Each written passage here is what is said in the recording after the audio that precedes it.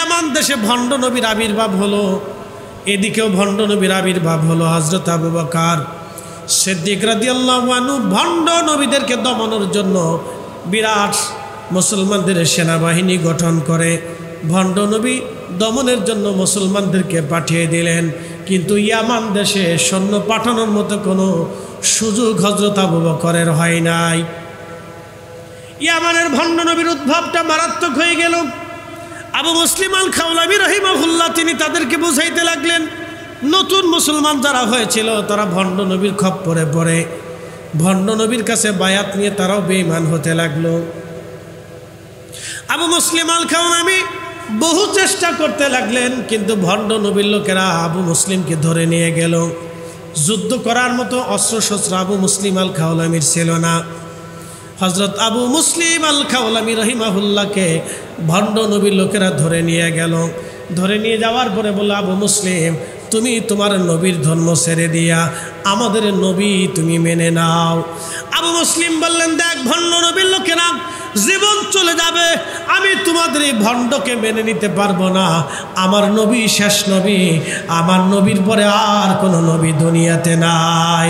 লা নবিয়্যা বাদি ওমান ইদ্দাআন নবুওয়া ফাহুয়া কাফির। আমার রসুলের পরে আর কোনো রসুল নাই, আমার নবীর পরে আর কোনো নবী নাই। কেউ যদি নবুয়ত দাবি করে সে কাফের। কথা কোন ঠিক না বেঠে? কাদিয়ানীরা কাফের, জোরে বলেন কাদিয়ানীরা কাফের।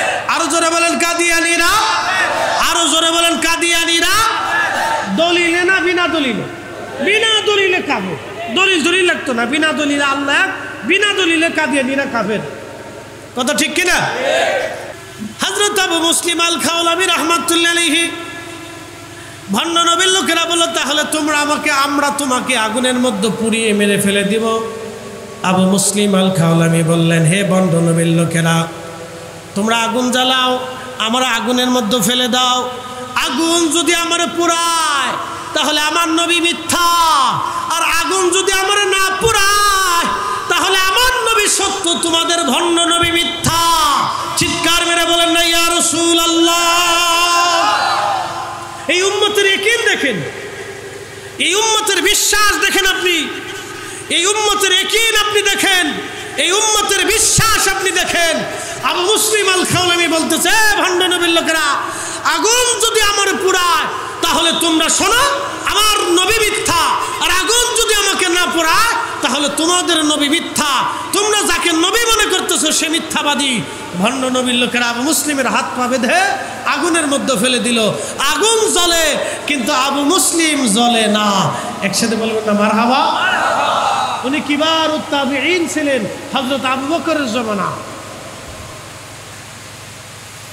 হযরতে খুলাফায়ে রাশিদ সিদ্দিক আকবর আবু বকর রাদিয়াল্লাহু আনহুর জামানা চলতেছে।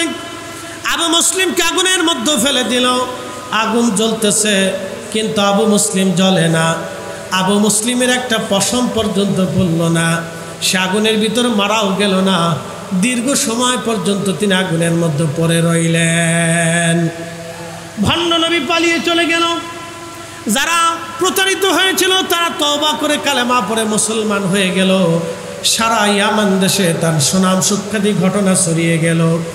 ভণ্ড নবীর সাথে যুদ্ধ করা লাগে নাই, বিনা রক্তপাতের যুদ্ধে আবু মুসলিম আল খাওলামি ইয়ামান দেশের মানুষের মন জয় করে নিলেন।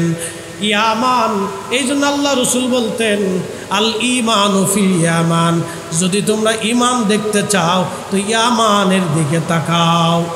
ঈমান যদি দেখতে চাও ইয়ামানিদের দিকে তোমরা তাকাও। আল ঈমানু ফিল ইয়ামান, ঈমান যদি দেখতে চাও ইয়ামানের দিকে তাকাও। প্রিয় উপস্থিতি, আমরা বাংলাদেশে ইসলাম পেয়েছি শাহজালাল ইয়ামানি মুজাররিদের কারণে। কথা ঠিক কিনা? শাহজালাল ইয়ামানি, ইয়ামানি, ইয়ামানের সেই শাহজালাল মুজাররিদের কারণে আমরা ইসলাম এদেশে ব্যাপকভাবে প্রতিষ্ঠিত হয়েছে। যদিও আগে পরে অনেক পীর মাশেক আপনার অলিয়া উলিয়া এসেছিলেন, কিন্তু তাদের সময়ে এত ব্যাপকভাবে প্রসারিত হয় নাই যেইভাবে 360 আউলিয়ার মাধ্যমে হয়েছিল। প্রিয় উপস্থিতি, মনোযোগ দিবেন। হযরত আবু মুসলিম আল খাওলামি আগুন থেকে বের হয়ে আসলো। আগুন থেকে পোড়াইল না, পড়ল না। তিনি এই উম্মতের ইব্রাহিম। হযরত ওমর রাদিয়াল্লাহু আনহু মদিনার রাস্তায় দাঁড়িয়ে থাকতেন, ইয়ামানের রাস্তা, যেই রাস্তা দিয়ে মানুষ ইয়ামানের দিকে যাবে, মদিনায় প্রবেশের রাস্তায় হযরত ওমর রাদিয়াল্লাহু আনহু দাঁড়িয়ে থাকতেন। এই উম্মতের ইব্রাহিম আসবে, আবু মুসলিম আল খাওলামি আসবে, আমি তার সাথে মুআনাকা করব, মুসাফা করব, আমি তার সাথে কোলাকুলি করব, সাদর সম্বোধন দিব, আহলান সাহলান দেব। আবু মুসলিম আল খাওলামি রহিমাহুল্লাহ তিনি হযরতে ওমর রাদিয়াল্লাহু আনহু দাঁড়িয়ে আছেন। দীর্ঘদিন পরে মদিনার মধ্যে তিনি প্রবেশ করলেন।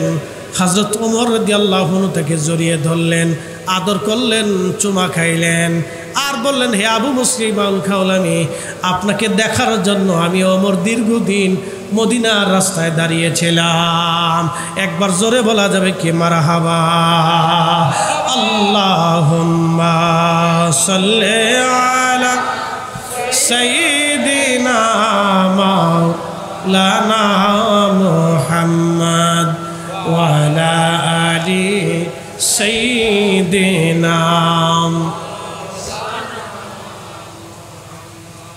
প্রিয় উপস্থিতি আমার, তো এইরকম বহু ঘটনা ইসলামের ভিতরে এসেছে। এই জন্য বলছিলাম, জায়গার কারণে মানুষের দাম বাড়ে, মানুষের কারণে জায়গার দাম বেড়ে যায়। আমার রসুলের কারণে আমাদের দাম বেড়েছে, আমাদের কারণে নবীর দাম বাড়ে নাই। এই জন্য কারবালায় ইমাম হুসেইন রাদিয়াল্লাহু আনহুর শাহাদাতের কারণে আমাদের দাম বেড়েছে, আমাদের কারণে হুসাইনের দাম বাড়ে নাই। আজকের মাহফিলের মর্যাদা বেড়েছে হুসাইনের কারণে, কথা কন না কে, ঠিক কিনা? ওনাদের শাহাদাতের কারণে আজকে মাহফিলের মর্যাদা বেড়েছে। আমরা আসছি, সেই কারণে মাহফিলের দাম বাড়ে নাই, বরং হুসাইনির মহাব্বতে আমরা মাহফিলে আসছি, আহলে বাইতের মহাব্বতে মাহফিলে আসছি, শুহাদায়ে কারবালার মহাব্বতে মাহফিলে আসার কারণে আমাদের দাম বেড়ে গেছে। সালাতুন ইয়া রাসূলুল্লাহ আলাইকুম, সালামুন ইয়া হাবিবাল্লাহ আলাইকুম, সালাতুন ইয়া রাসূলুল্লাহ আলাইকুম, সালামুন ইয়া হাবিবাল্লাহ। আমি আমার বিষয়ের দিকে ফিরে যাচ্ছি, খুব মনোযোগ দিবেন।